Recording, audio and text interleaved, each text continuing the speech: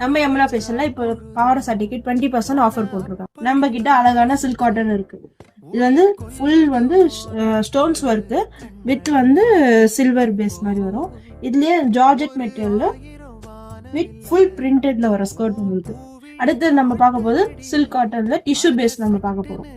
டிஷ்யூல full work grand லுக்ல பிரிண்டட்ல skirt. அது full soft tissue material உங்களுக்கு.